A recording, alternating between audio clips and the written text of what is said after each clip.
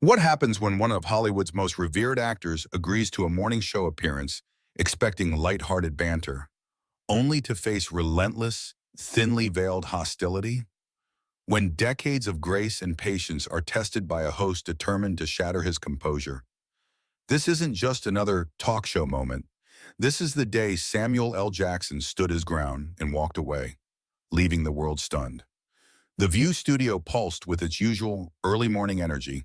Lights flared, the audience murmured with anticipation, and crew members darted about making last-minute adjustments. On this Tuesday, the air was electric because the guest was none other than Samuel L. Jackson, the living legend. At 75, he had more box office hits, memorable characters, and cultural impact than most of Hollywood combined. He walked onto the set wearing his trademark Kangol hat, crisp dark suit, and that effortless cool that had defined him for decades. As he entered, the audience erupted into applause. Cameras captured his wide, charming smile and the gracious nod he gave to the crowd. The co-host greeted him warmly, or at least most of them did. Sonny Hostin stood to shake his hand, Anna Navarro clapped enthusiastically, and even Joy Behar cracked a smile. But Whoopi Goldberg, she stayed seated. Her greeting was a stiff, perfunctory nod. Something in her eyes, something sharp and almost accusatory, caught Samuel's attention immediately. He didn't dwell on it. After all, he'd done thousands of interviews. He lowered himself into the guest chair, thanking them for having him. Whoopi began the segment with what sounded like a compliment, but carried the faintest edge. Ladies and gentlemen, today we're joined by an actor who's been in this industry longer than some of us have been alive. Samuel L. Jackson. Still making movies. Still playing, well, the same kind of roles, really. Welcome back to The View. The audience laughed lightly, but Jackson caught the faint smirk on Whoopi's face. It was subtle, but he'd seen it before. Thanks, Whoopi. Still working, still enjoying what I do, he replied with calm good humor. Whoopi arched an eyebrow. Enjoying it? Even though Hollywood has, shall we say, moved on to fresher faces? Don't you think it's time to consider letting someone else carry the torch? The audience let out a collective ooh. Jackson's eyes narrowed just a fraction. He smiled as if amused. When the audience stops showing up to see me, that's when I'll consider it. But as far as I can tell, they're still buying tickets. So here I am. Whoopi's lips curled in a thin smile. Or maybe they're buying nostalgia, not relevance. The other hosts exchanged glances. Joy Behar leaned forward as if to redirect the conversation, but Whoopi pressed on, her voice thick with disdain. Samuel, she continued, you've built a career playing angry, violent, even cartoonish characters. As a black man in Hollywood, don't you feel some responsibility to choose roles that show growth, that elevate the community instead of perpetuating certain images? The studio went silent. Jackson's jaw flexed. He leaned forward slightly, meeting Whoopi's gaze head on. I feel my responsibility is to play characters truthfully, to tell stories that audiences connect with, to show that we, like everyone else, are complex, and I've been doing that for over 40 years. Right, Whoopi said, tapping her pen, 40 years of playing the same guy in different suits. The words hung in the air like a slap. Even the audience shifted uneasily now. Samuel inhaled slowly. We're all entitled to our opinions, Whoopi, but let's not pretend you've watched it all my work. Oh, I've watched enough, she shot back. His famous calm remained intact, but his eyes hardened, just enough for those who knew to see the warning signs. By the time the first commercial break ended, the atmosphere in the studio was no longer merely tense. It was electric with discomfort. Samuel L. Jackson adjusted his jacket as the cameras came back on. The smile on his face was still there, but it was tighter now, more deliberate, more a shield than an expression of ease. Whoopi Goldberg wasted no time before launching back in. So, Samuel, she began, her voice deceptively casual, you say you are telling truthful stories, complex stories, but don't you think you're sending a dangerous message when you glorify violence?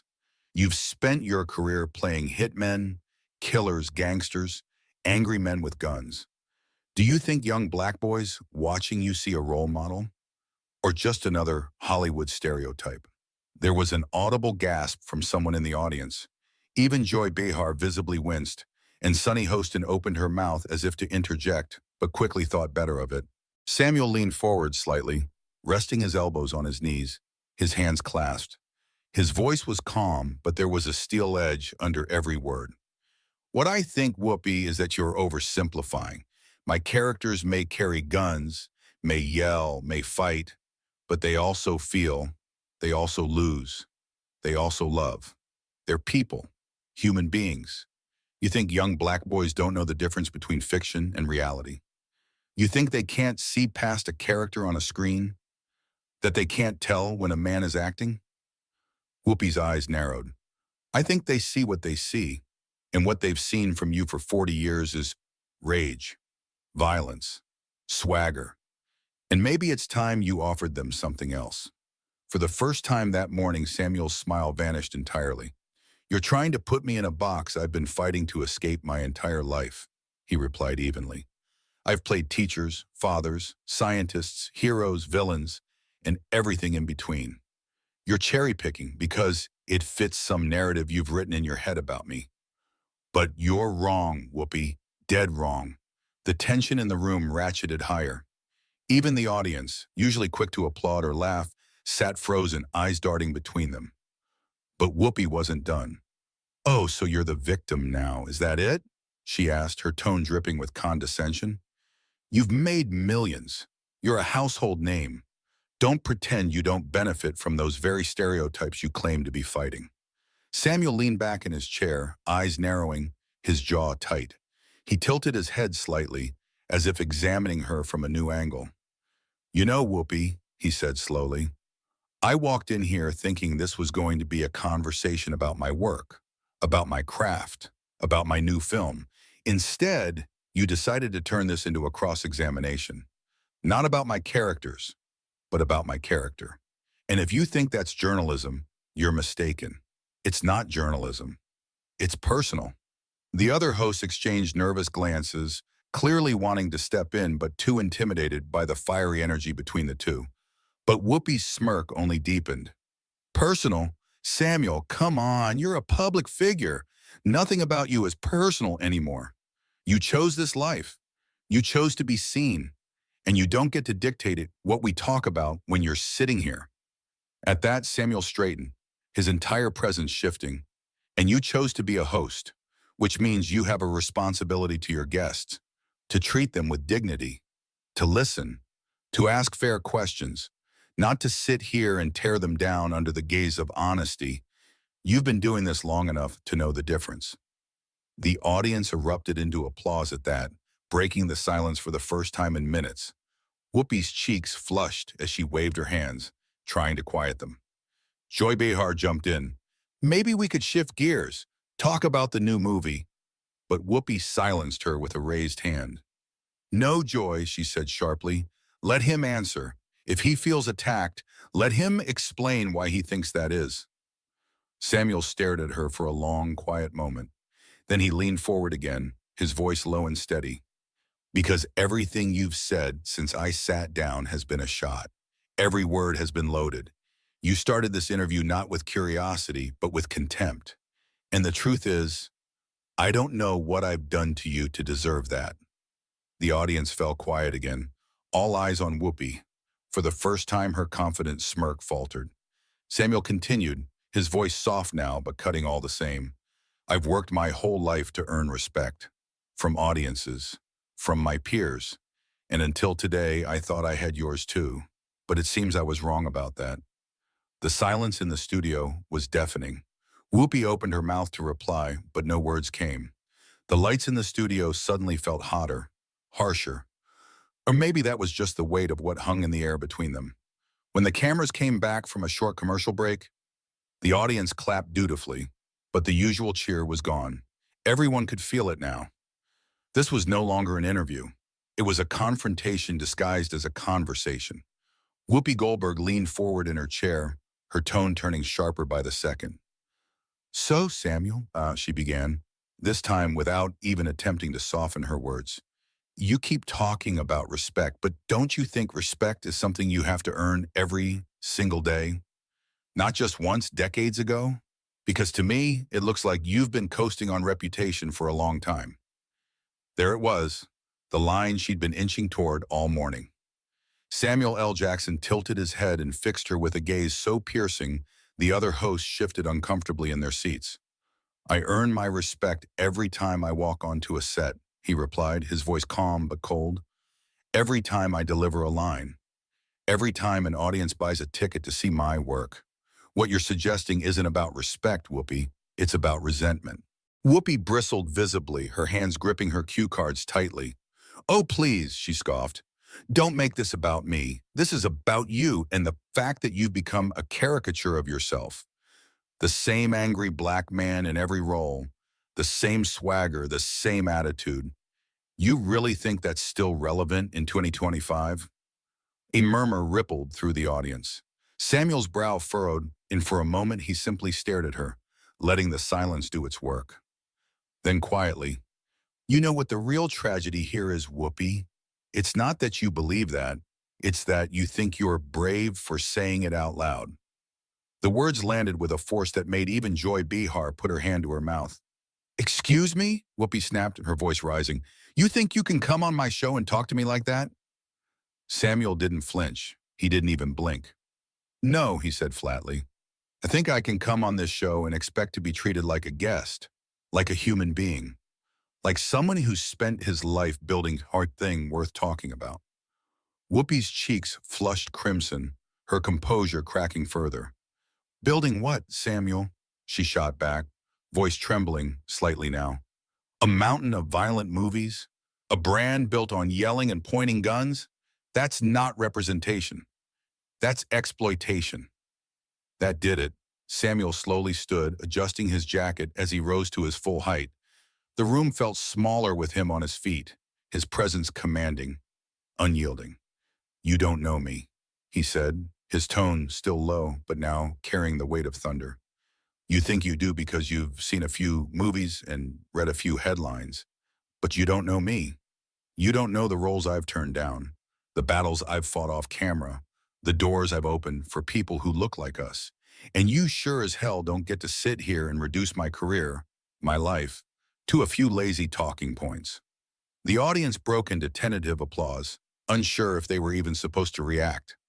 Whoopi sat frozen, her lips pressed into a thin line. But Samuel wasn't done. You talk about representation as if you invented it, he continued, his voice rising.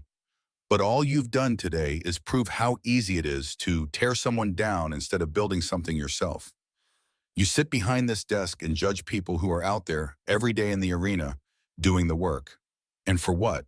To make yourself feel superior? The silence in the room was deafening now. You know what I've learned after 40 years in this business? Samuel said, pacing slightly now, his eyes never leaving Whoopi's. That real strength isn't about attacking others. It's about lifting them up, even when it's hard, even when you don't agree with them. That's what respect looks like. Whoopi's hands shook as she set her cards down, her glare faltering for the first time. You're being dramatic, she muttered, almost to herself. Samuel stopped pacing and stood squarely in front of her. No, he said simply, I'm being honest. The audience erupted into applause this time, loud and unrestrained. Whoopi's jaw tightened, but she couldn't meet his gaze. Joy tried to interject meekly. Maybe we can all take a breath. But Samuel raised a hand to silence her. He turned to the other hosts, nodding politely to them, then back to Whoopi one last time. You wanted to have a real conversation, Whoopi. Well, now you've got one.